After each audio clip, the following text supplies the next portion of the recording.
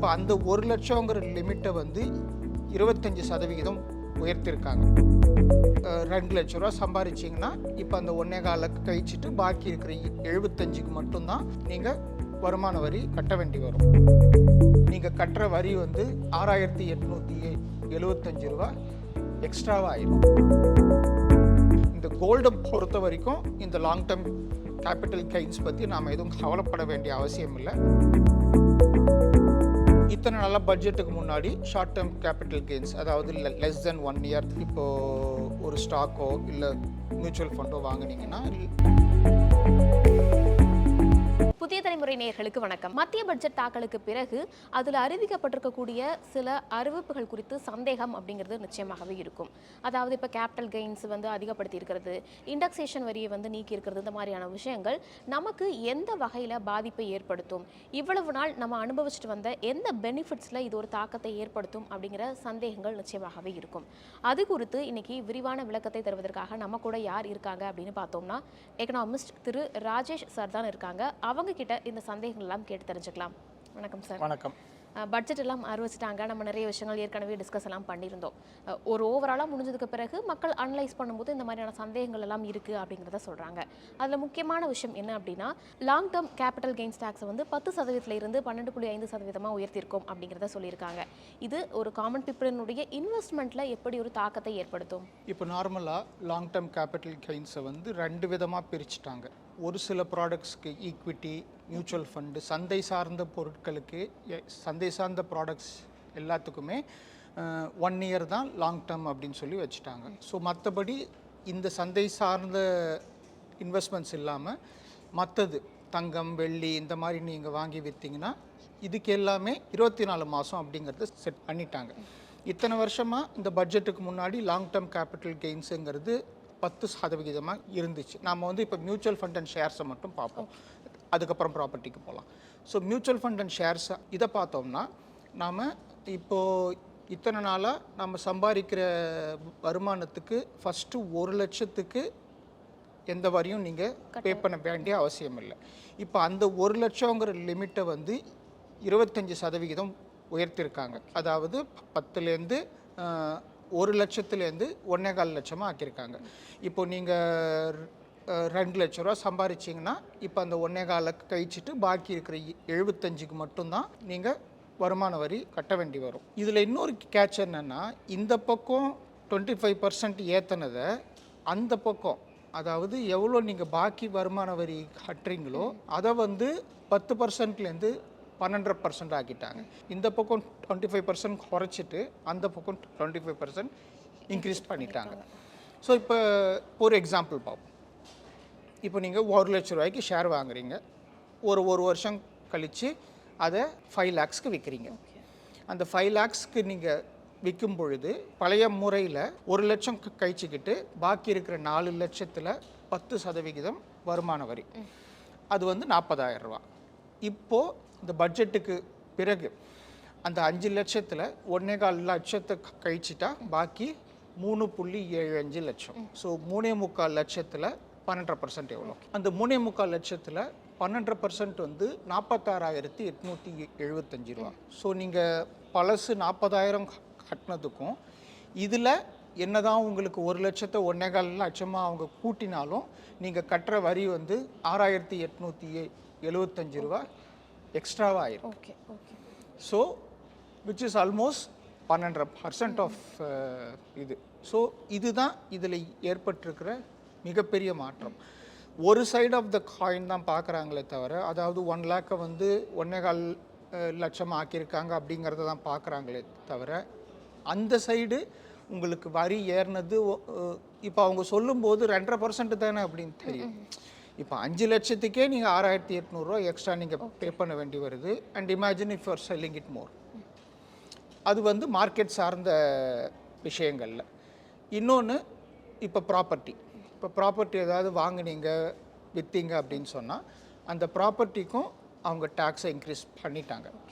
Indexation அப்படிங்கிற ஒரு பெனிஃபிட்டை அவங்க மொத்தமாகவே தூக்கிட்டாங்க. இத்தனை நாளாக இப்போ ஒரு 20 வருஷத்துக்கு முன்னாடி நீங்கள் ஒரு லேண்டு வாங்குறீங்க, அந்த லேண்டை இப்போ விற்கிறீங்கன்னு வச்சுக்கோங்க. யூஷுவலாக என்ன நடக்கும்னா இந்த பட்ஜெட்டுக்கு முன்னாடி நீங்கள் வாங்கின தேதியிலேருந்து ஒவ்வொரு வருஷத்துக்கான இன்ஃப்ளேஷன், அதாவது அந்த பண மதிப்பு எவ்வளோ உயருது அப்படின்னு சொல்லி பார்த்துட்டு அந்த பணத்தோட நீங்கள் வாங்கின விலையோட தற்போதைய value, future value of money அப்படின்னு சொல்லுவோம், அந்த வேல்யூலேருந்து விற்றதை கழிச்சிக்கிட்டு இல்லாட்டி விற்றதுலேருந்து நீங்கள் வாங்கின வேல்யூவை கழிச்சிக்கிட்டு பாக்கி இருக்கிற அமௌண்ட்டுக்கு தான் நீங்கள் வந்து லாங் டேர்ம் கேபிட்டல் கெயின்ஸ் கட்ட வேண்டியிருக்கும். இப்போ என்ன ஆச்சுன்னா இண்டெக்ஸேஷன் பெனிஃபிட்டை மொத்தமாகவே தூக்கிட்டாங்க. இண்டெக்ஸேஷன் பெனிஃபிட்டில் இருக்கிற பெரிய அட்வான்டேஜ் என்னென்னா அந்த பணவீக்கத்தையும் உங்களுடைய வாங்கின விலையோடு சேர்த்து செய்வாங்க.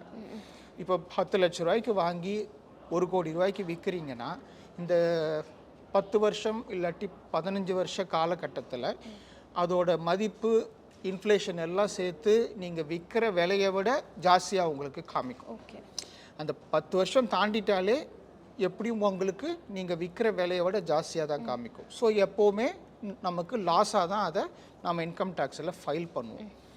இப்போ என்ன ஆச்சுன்னா இண்டெக்ஸேஷன் பெனிஃபிட்டை மொத்தமாக தூக்கின உடனே நீங்கள் 10 லட்ச ரூபாய்க்கு நிலத்தை வாங்கி இன்றைக்கி 1 கோடி ரூபாய்க்கு விற்றீங்கன்னா பாக்கி இருக்கிற 90 லட்சத்துக்கும் நீங்கள் டேக்ஸு கட்ட வேண்டி வரும். லாங் டேர்ம் கேபிட்டல் கெயின்ஸு கட்ட வேண்டி வரும். இதுதான் இப்போதைக்கு இருக்கிற சூழ்நிலை லாங் டேர்ம் கேபிட்டல் கெயின்ஸை பொறுத்து. இப்போ இந்த லாங் டேர்ம் கேபிட்டல் கெயின்ஸ்லேயே 2001க்கு முன்னாடி வாங்கினது எல்லாமே இண்டெக்ஸேஷன் பண்ணி தான் வரும். ஏன்னா அதெல்லாம் ரொம்ப பழைய ப்ராப்பர்ட்டி.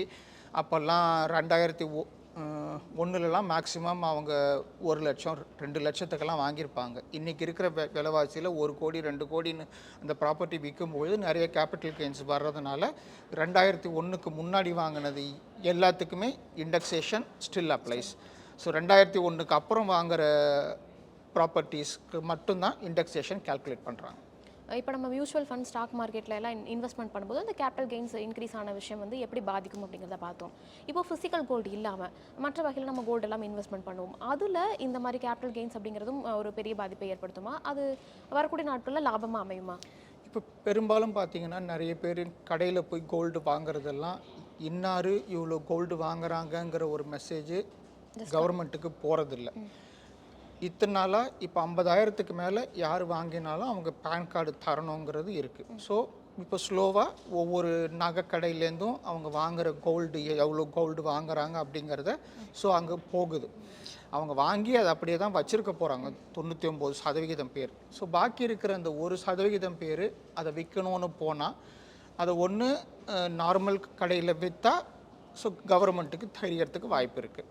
நார்மல் கடை இல்லாமல் சின்ன சின்ன கடைகள் இல்லை நகை செய்கிறவங்க இந்த மாதிரி ஆட்கள்கிட்ட விற்றாங்கன்னா அவங்களுக்கு ஒரு ரிசிப்டும் வராது, இவங்க வாங்குகிற பணத்துக்கு அந்த பேன் கார்டோட மேப்பும் ஆகாது. ஸோ இந்த கோல்டை பொறுத்த வரைக்கும் இந்த லாங் டேர்ம் கேபிட்டல் கெயின்ஸ் பற்றி நாம் எதுவும் கவலைப்பட வேண்டிய அவசியம் இல்லை.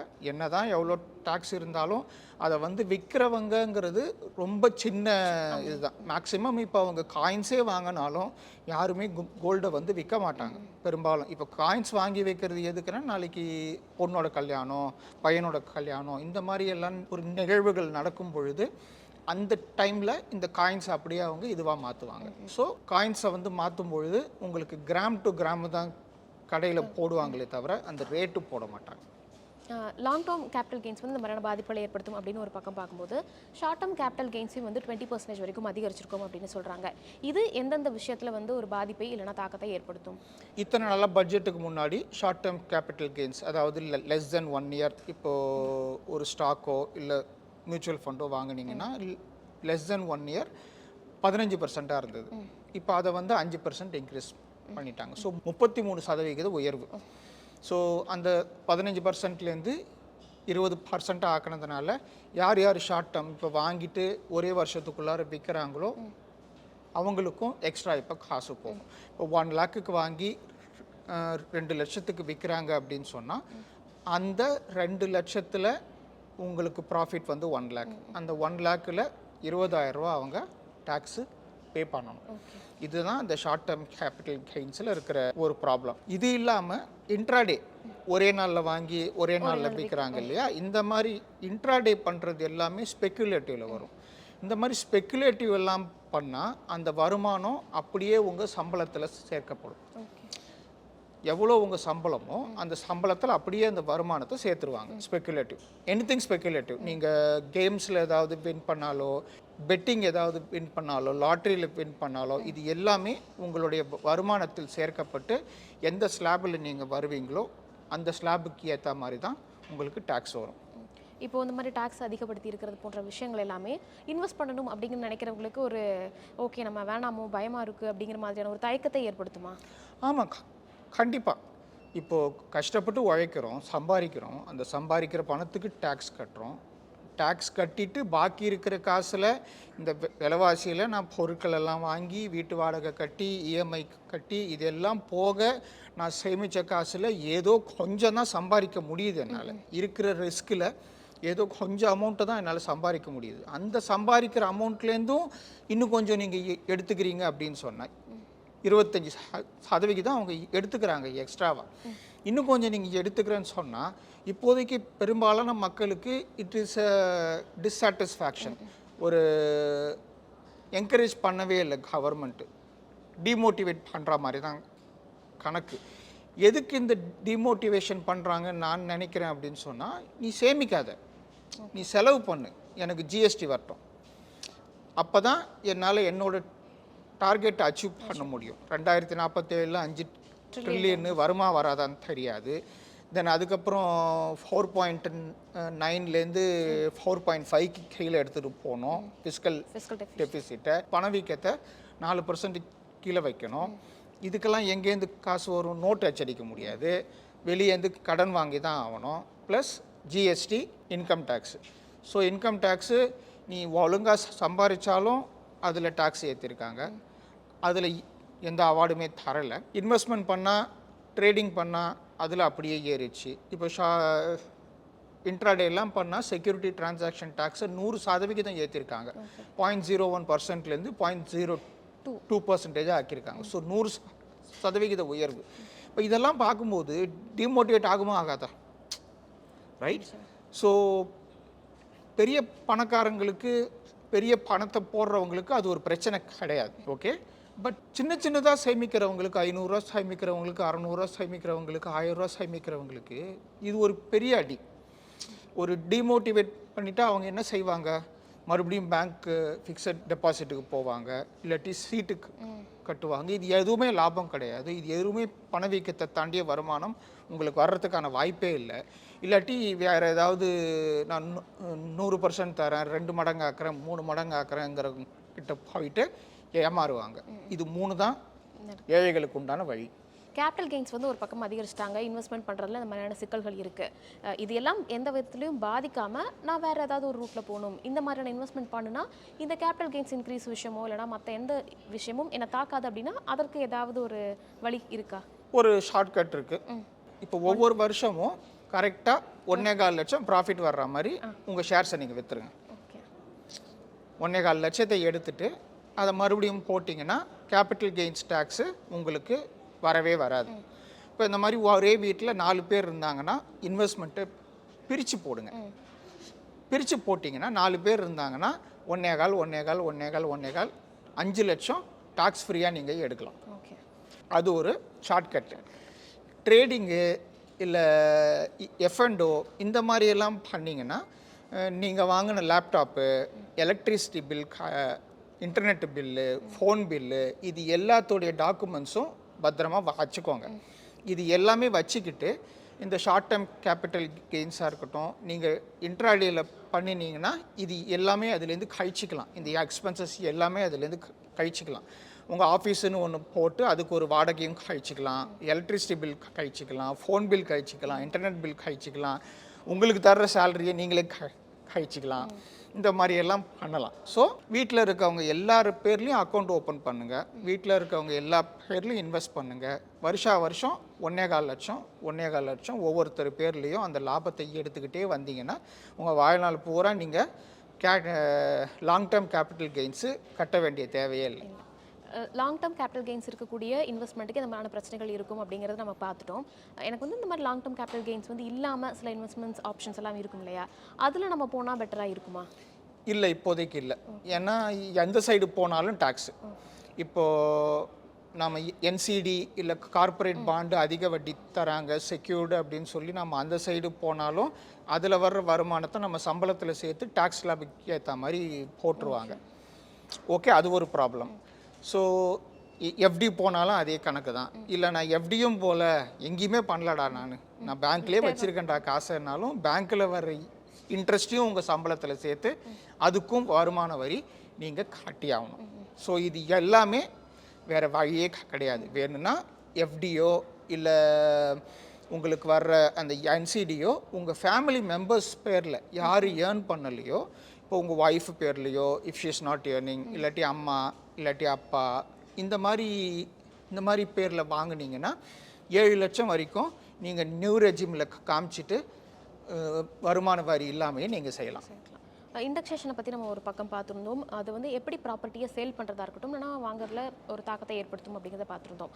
அதுலேருந்து ஏதாவது ஒரு வகையில் இந்த மாதிரி ஷார்ட்கட் இல்லைனா வேறு ஏதாவது வழிகள் இருக்குமா? இல்லை, அதில் அதுக்கு வழியே கிடையாது. நம்ம எக்ஸ்ட்ரா பே பண்ண வேண்டிய ஆமாம், 2001க்கு முன்னாடி அந்த ப்ராப்பர்ட்டியை வாங்கியிருந்தா ஓகே இண்டெக்ஸேஷன் கால்குலேட் பண்ணுவாங்க. ஏன்னா அது நம்ம தாத்தா இல்லாட்டி அப்பா அம்மா அவங்க எல்லாம் வாங்கியிருப்பாங்க, நாம் வாங்கியிருக்க மாட்டோம். 2001க்கு அப்புறம் தான் நாமெல்லாம் வாங்க முடியும். வாங்கியிருந்தா அதுலேருந்து எஸ்கேப் ஆகிறதுக்கு வழியே கிடையாது. With respect to property there is nothing you can do.